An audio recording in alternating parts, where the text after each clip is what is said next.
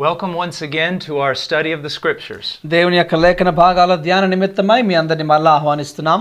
Specifically, we have been studying the gospel of Jesus Christ. ప్రత్యేకించి యేసు ప్రభు యొక్క స్వార్థను గురించి మనం ధ్యానం చేస్తూ ఉన్నాం. Now we are talking about what must men do in order to be saved. మనుషులు రక్షించబడుట కొరకు ఏమి చేయవలసి ఉన్నది అనే విషయాన్ని మనం ధ్యానం చేస్తున్నాం. We are taking as our foundational passage Mark chapter 1 verses 14 through 15. ప్రాముఖ్యమైనటువంటి వాక్య భాగం మార్కు సువార్త 1వ అధ్యాయము 14-15 వచనాల నుంచి మనం నేర్చుకుంటూ ఉన్నాం. We'll now read it. చదువుకుందాం. Now after John had been taken into custody, Jesus came into Galilee preaching the gospel of God and saying, "The time is fulfilled and the kingdom of God is at hand. Repent and believe the gospel." యోహాను చెరపట్టబడిన తరువాత యేసు కాలము సంపూర్ణమయ్యున్నది, దేవుని రాజ్యము సమీపించి ఉన్నది, మారు మనసు పొంది సువార్త నమ్ముడని చెప్పుచు దేవుని సువార్త ప్రకటించుచు గలిలయకు వచ్చెను.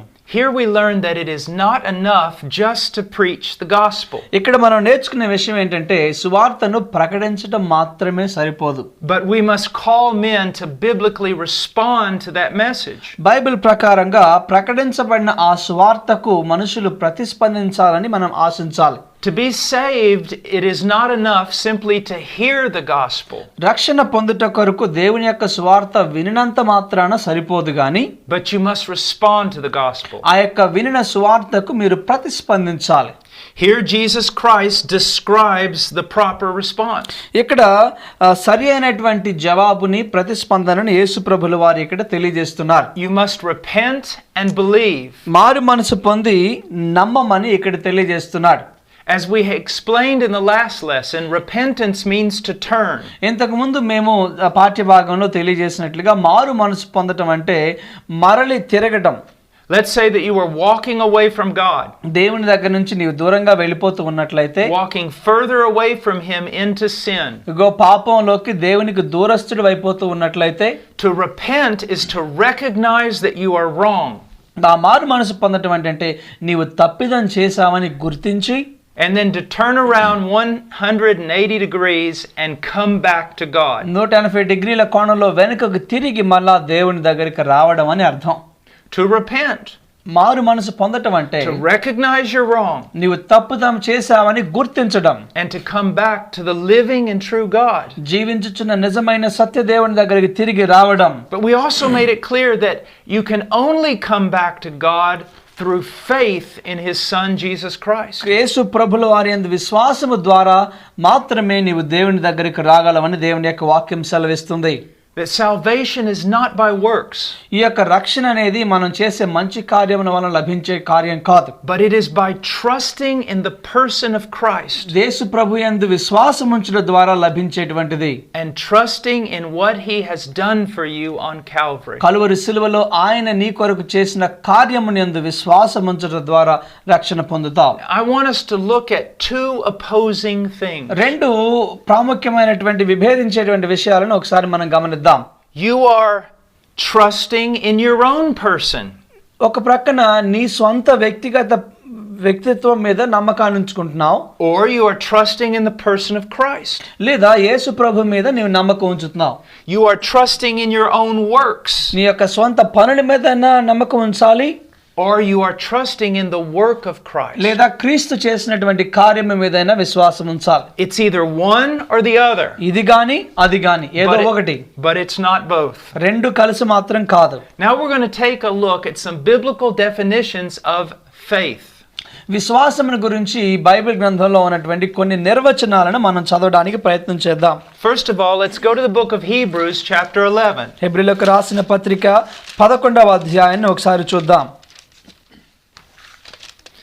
In the very first verse of chapter 11, 11వ అధ్యాయము మొదటి వచనంలో we have a very concise and very clear definition of faith. చాలా స్పష్టమైన చిన్న నిర్వచనము విశ్వాసమును గురించి వ్రాయబడింది. It says, "Now faith is the assurance of things hoped for, the conviction of things not seen." విశ్వాసమన్నది నిరీక్షించబడు వాటి యొక్క నిజ స్వరూపమును అదృశ్యమైన ఉన్నవనుటకు రుజువై ఉన్నది. Now, I want us to look at this very carefully. If you have a Bible, take a look at what's being said here. Bible గ్రంథం మీకుంటే గనక దయచేసి జాగ్రత్తగా చూడండి ఇక్కడ ఏం చెప్పబడిందో. Faith is having the great assurance or confidence విశ్వాసం అన్నది గొప్ప నిరీక్షణ కలిగి ఉండుట.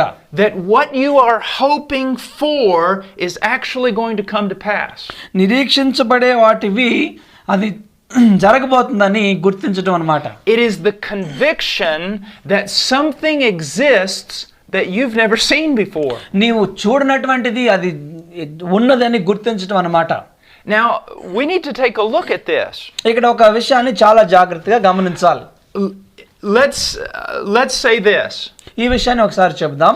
Let's say that a person climbs up on top of a tall skyscraper in New Delhi. న్యూఢిల్లీలో ఒక ఎత్తైన బిల్డింగ్ మీదకి ఒక వ్యక్తి ఎక్కాడు అనుకోండి.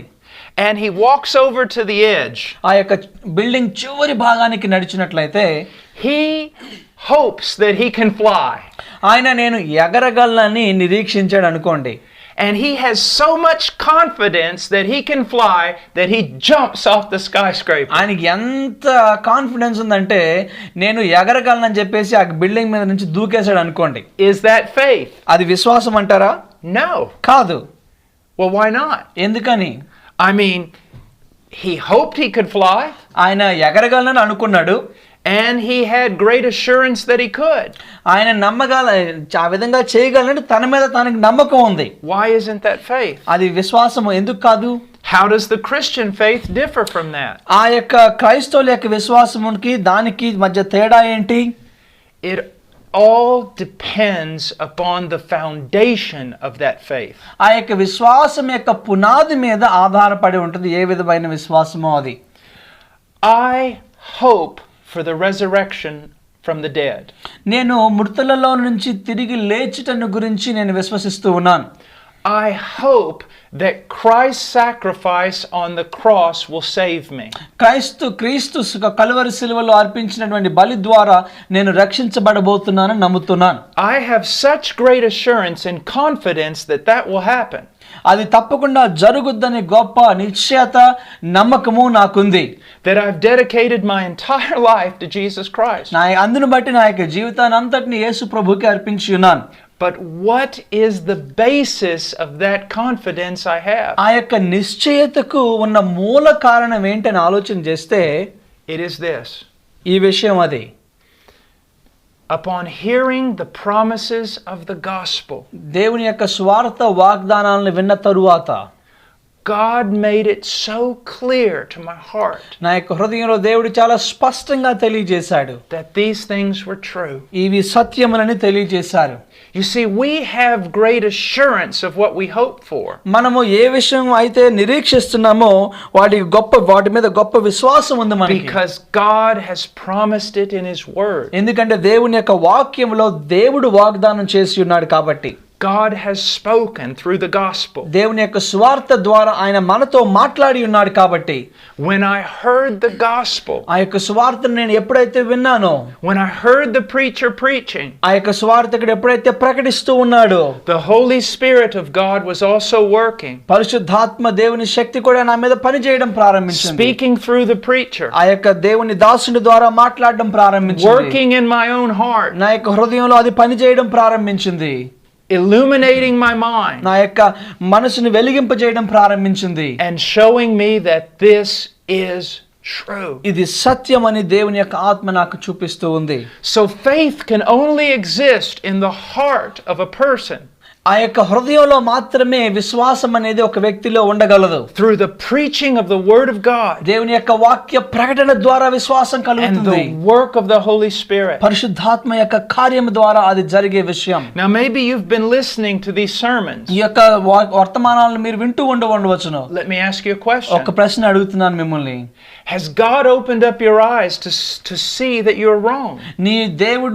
మన దేవుడు నీ యొక్క దృష్టిని తెరిచాడా? నీవు చేస్తున్న పనులు తప్పిదాలని గుర్తించడానికి, that to trust in your works is wrong. నీ యొక్క స్వంత పనుల మీద నమ్మిక ఉంచడం అనేది సరి అయిన పద్ధతి కాదని గుర్తిస్తున్నావా?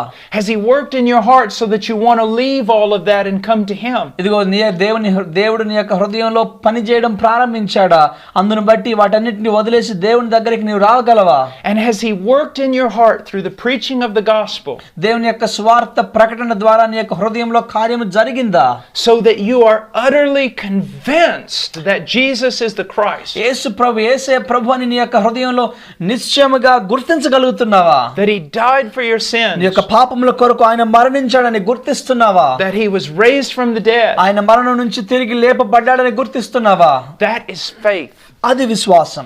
It is a supernatural work of God. అది దేవుని యొక్క అత్యంత అద్భుతమైనటువంటి కార్యమై ఉన్నది. And it is based upon the word of God. అది దేవుని యొక్క వాక్యం మీద ఆధారపడినటువంటి వాక్య భాగం. If you have recognized that you're wrong, ఇదిగో నీవు నీ తప్పిదము చేసి ఉన్నావని గుర్తించినట్లయితే, if you have turned back to God through Christ, క్రీస్తు ద్వారా దేవుని వైపు నీకు తిరిగినట్లయితే, if you are convinced that what he did on that cross was for you, ఆయన సిలువలో చేసిన కార్యం అది నీ కోసమని నీవు గుర్తించగలిగినట్లయితే, and you have the confidence of eternal life because of Christ, క్రీస్తు ద్వారా నిత్య జీవము నీకు లభిస్తుందన్నటువంటి నిశ్చయత నీకు ఉన్నట్లయితే, that is what the Bible is speaking about when it talks about repentance and faith. మారు మనసు విశ్వాసం గురించి మాట్లాడినప్పుడు బైబిల్ చెప్పేటువంటి సందేశం అదే.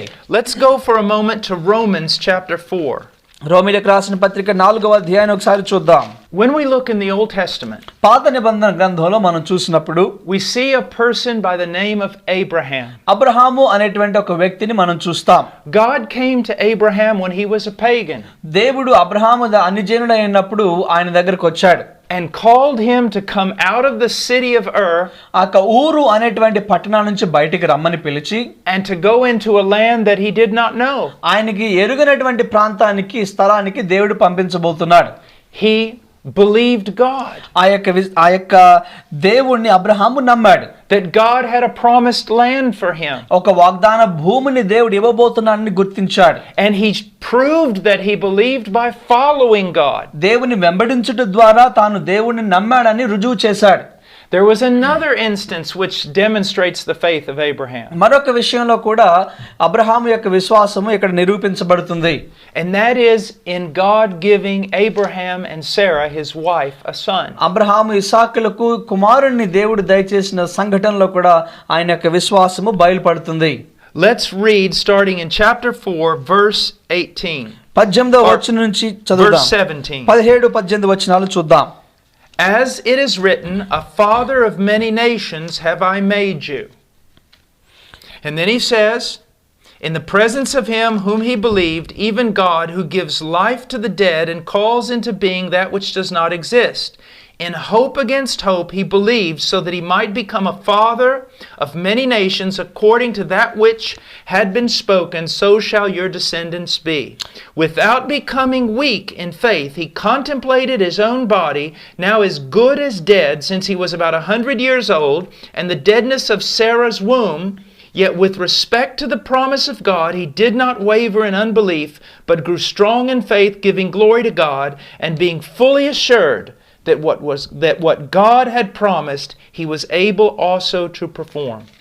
17వ వచనం నుంచి, తాను విశ్వసించిన దేవుని ఎదుట అనగా మృతులను సజీవులుగా చేయవాడును, లేని వాటిని ఉన్నట్టుగా పిలుచువాడైన దేవుని ఎదుట అతడు మనందరికీ తండ్రి ఉన్నాడు. ఇందును గూర్చి నిన్ను అనేక జనులకు తండ్రిగా నియమించితినని వ్రాయబడి ఉన్నది. నీ సంతానం ఇలాగ ఉండునని దాన్ని బట్టి తాననేక జనములకు తండ్రి అగినట్లుగా నిరీక్షణకు ఆధారము లేనప్పుడు అతడు నిరీక్షణ కలిగి నమ్మెను. అతడి విశ్వాసమునందు బలహీనుడు కాక రమారవి 100 ఏండ్ల వయసు గలవాడై ఉండి అప్పటికి తన శరీరము మృతతుల్యమైనట్టు సారా గర్భము మృతతుల్యమైనట్టు ఆలోచించను కానీ అవిశ్వాసము వలన దేవుని వాగ్దానం గురించి సందేహింపక దేవుని మహిమపరిచి ఆయన వాగ్దానము చేసిన దాన్ని నెరవేర్చుటకు సమర్థుడని రూఢిగా విశ్వసించి విశ్వాసము వలన బలమునందెను. Now if we look very closely at this passage, ఈ యొక్క వాక్య భాగాన్ని మనం సమీపంగా చూసినట్లయితే the primary idea is this. ఇక్కడ ఒక ప్రాముఖ్యమైనటువంటి విషయం ఏంటంటే God promised to make Abraham the father of many nations. దేవుడు అబ్రహామును అనేక జనములకు సంతతికి తండ్రిగా చేయాలని ఆయన ఆశించి ఉన్నాడు. But Abraham did not have a son. కానీ అబ్రహాముకి కుమారుడు లేడు. And he was 100 years old. Abraham 100 సంవత్సరాల వయసులో ముసలివాడు. And his wife was nearly that old. సారా కూడా అంతే వయసులో ఉంది. They were definitely both past the age of bearing children. పిల్లలను కనేటువంటి వయసు వాళ్ళు దాటిపోయారు. But God promised him a son. కానీ దేవుడు కుమారుని ఇస్తానని వాగ్దానం చేశాడు. And what did he do? ఆయన ఏం చేశాడు అక్కడ? He believed God. దేవుని యందు విశ్వాసం ఉంచాడు. In verse 18 it says, in hope against hope he believed. ఇక్కడ చూసినట్లయితే నిరీక్షణకు ఆధారము లేనప్పుడు అతను నిరీక్షణ కలిగి నమ్మినని రాయబడి ఉంది. Now what does that mean? అంటే దాని అర్థం ఏంటండి? When you look at it naturally, it was absolutely hopeless. స్వతహాగా చూసినప్పుడు ఏమాత్రం నిరీక్షణ ఆధారం లేనటువంటి స్థితి. 100-year-old man and an old woman that are going to have a baby. 100 సంవత్సరాల వయసు కలిగినటువంటి వ్యక్తి ముసలి స్త్రీ వాళ్ళు ఎలా పిల్లల్ని కంటారు? And this woman had been barren all her life. తన జీవితం అంతా కూడా ఆమె గొడ్రాలుగా ఉండి ఉంది. It's absolutely impossible. అది చాలా అసాధ్యం. Abraham knew it was impossible. అబ్రహాముకు తెలుసు అది అసాధ్యమని. But he knew it wasn't impossible for God. కానీ దేవునికి అది అసాధ్యమని అసాధ్యము కాదని ఆయన గుర్తెరిగి ఉన్నాడు. He knew if God had promised it, దేవుడు గనక అది వాగ్దానం చేసి ఉంటే he could be confident of it. ఆయన తప్పకుండా చేస్తాడనే నమ్మకం ఆయనకుంది. Now look at verse 19. 19వ వచనం చూద్దాం. Without becoming weak in faith, he contemplated his own body, now as good as dead, since he was about 100 years old, and the deadness of Sarah's womb. మరియు అతడు విశ్వాసమునందు బలహీనుడు కాక రమారమి 100 వయసు గలవాడయుండి అప్పటికి తన శరీరము మృతతుల్యమైనట్టుగాను సారా గర్భము మృతతుల్యమైనట్టును ఆలోచించను గాని. He looked at his own body and he said, this is impossible. తన సొంత శరీరం చూసినప్పుడు ఇది సాధ్యం కాదని ఆయన గుర్తించాడు. He looked at his wife and said, this is impossible. తన భార్యను చూసి ఇది సాధ్యం కాదని గుర్తించాడు. But look what it says in verse 20. 20వ వచనంలో ఇక్కడ ఏం చెప్తుందో చూద్దాం. Yet with respect to the promise of God, he did not waver in unbelief, but grew strong in faith, giving glory to God. అవిశ్వాసం వలన దేవుని వాగ్దానం గురించి సందేహింపక దేవుని మహిమ పరిచాడని ఇక్కడ వ్రాయబడి ఉంది. He knew it was naturally, physically impossible. శరీరానుసారంగా చూస్తే అది సాధ్యం కాదని ఆయనకి తెలుసు. But he did not waver in his faith. కానీ తన విశ్వాసములో అతను సందేహింపలేదు. Because he knew that if God had promised it, God can do anything. ఎందుకంటే దేవుడు వాగ్దానం చేస్తే దేవుడు ఏదైనా చేయడానికి ఆయనకు శక్తి ఉందని గుర్తించాడు. In verse 21 it says, being fully assured that what God had promised he was able to perform. ఆయన వాగ్దానం చేసిన దాన్ని నెరవేర్చుటకు సమర్థుడని రూఢిగా విశ్వసించి విశ్వాసము వలన బలము పొందాడని 20వ వచనంలో వ్రాయబడి ఉంది. In order to have faith in God, క్రీస్తునందు విశ్వాసం ఉంచుటలో we must accept two very important attributes about him. దేవుని గురించిన 2 లక్షణాలు మనం గుర్తించాలి. One is that he is omnipotent. ఆయన సర్వాంతర్యామి సర్వశక్తి కలిగినటువంటి దేవుడు. The other is that he is faithful. ఆయన నమ్మకమైనటువంటి దేవుడు. If God was faithful but not omnipotent, ఆయన నమ్మకమైన వాడుండి సర్వశక్తి గల దేవుడు కాకపోయినట్లయితే then he could sincerely promise us something that he wasn't powerful enough to fulfill. ఆయన మనకి ఏదైనా ప్రామిస్ చేయగలడు కానీ దాన్ని ఫుల్ఫిల్ చేయడానికి నెరవేర్చడానికి శక్తి గల దేవుడు కాకుండా ఉంటాడు. Or if God was omnipotent but not faithful, దేవుడు సర్వశక్తి గలవాడై ఉండి నమ్మకస్తుడిగా ఉండకపోతే he may be strong enough to do it, but he may change his mind. చేయడానికి శక్తివంతుడై ఉండొచ్చు కానీ మనసు మార్చేసుకుంటాడేమో. But Abraham knew that God was faithful to his promises. కానీ అబ్రహాముకు తెలుసు దేవుడు చేసిన వాగ్దానాలకు ఆయన నమ్మకస్తుడని గుర్తించాడు. And he also knew that he was powerful enough to fulfill every one of them. అంత మాత్రమే కాకుండా వాటన్నిటిని నెరవేర్చడానికి తగిన శక్తి సామర్థ్యము కలిగినటువంటి దేవుడని కూడా ఆయన గుర్తించాడు. In verse 22 it says, therefore it was also credited to him as righteousness. 22వ వచనంలో చూసినట్లయితే అందుచేత అది అతనికి నీతి నీతిగా ఎంచబడినని తెలియజేయబడుతుంది. Now, let's apply this to ourselves. మన యొక్క జీవితాలకి ఇది అప్లై చేసి చూద్దాం. Abraham looked at his old body and said, it's impossible. Abraham తన సొంత శరీరాన్ని చూసుకునేది సాధ్యం కాదని చెప్పాడు. We look at ourselves. మనం కూడా మన వైపు చూస్తూ ఉంటూ ఉన్నాం. We see our sin. మన పాపం వైపు చూస్తూ ఉంటూ ఉన్నాం. We see the righteousness of God. దేవుని యొక్క నీతిని మనం ఆలోచిస్తూ ఉంటాం. And we say it's impossible. అది సాధ్యం కాదని మనం చెప్తూ ఉంటాం. I could never be acceptable to God. ఇదిగో దేవుని సన్నిధిలో నేను ఎప్పటికీ అంగీకరించబడను అని అనుకుంటూ ఉంటాం. I'm dirty, I'm filthy, I'm disobedient. నేను అవిధేయుడను, నేను చెడిపోయినాను, పాపం చేసి ఉన్నానని నీవు అనుకుంటున్నావేమో. But then we look to Christ. కానీ క్రీస్తు వైపు మనం చూసినప్పుడు and we see that God is powerful. దేవుడు శక్తివంతుడని మనం గుర్తించగలుగుతాం. And we see that he's faithful. ఆయన నమ్మకస్తుడని మనం గుర్తించగలుగుతాం. And we accept what he has done on our behalf. మనకు బదులుగా ఆయన చేసిన కార్యాన్ని మనం అంగీకరించగలుగుతాం. And when we believe, trust in God's Son, మనం యేసు ప్రభుల వారి యందు దేవుని కుమారుని యందు విశ్వాసం ఉంచి నమ్మకం ఉంచినప్పుడు we are declared righteous before the throne of God. దేవుని యొక్క సింహాసనం ఎదుట మనము నీతిమంతులుగా ఎంచబడుతూ ఉన్నాం. To believe him. ఆయన యందు విశ్వాసం ఉంచండి. To believe his promises. ఆయన యొక్క వాగ్దానాలను నమ్మండి. Listen to this. ఈ యొక్క వాక్యాన్ని వినండి. For God so loved the world. దేవుడు లోకాన్ని ఎంతో ప్రేమించాడు. That he gave his only son. తన ఏకైక కుమారుణ్ణి ఆయన మనకిచ్చాడు. That whoever believes in him. ఎవరైతే ఆయన యందు విశ్వాసం ఉంచుతారో. Whoever believes in God. ఎవరైతే దేవుని యందు విశ్వాసం ఉంచుతారో. Whoever believes in God's son. ఆయన కుమారుని యందు విశ్వాసం ఉంచుతారో. Whoever believes in that perfect work that the son has done for them. వారి కొరకు తన కుమారుడు దేవుని కుమారుడు చేసిన పరిపూర్ణమైన కార్యాన్ని నమ్ముతారో. They will not perish. వాళ్ళు నశించరు గాని. They will not be cast out of the presence of God. దేవుని యొక్క సన్నిధి నుంచి వాళ్ళు తోలివేయబడరు గాని. But they will have eternal life. వారికి నిత్య జీవితం కలుగుతుంది. That's why I beg you to trust in Christ. అందువల్ల బట్టి యేసు ప్రభుల వారి యందు విశ్వాసం ఉంచండి. Get yourself a New Testament. ఈ కొత్త నిబంధన గ్రంథాన్ని మీరు పొందండి. Read through the Gospels. దేవుని యొక్క సువార్తను చదవండి. Look at who this magnificent person is.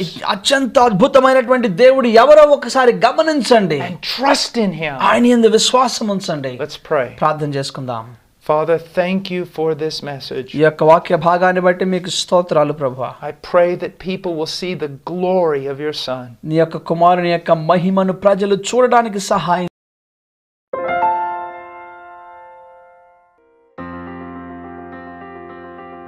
Please visit our website at heartcrymissionary.com.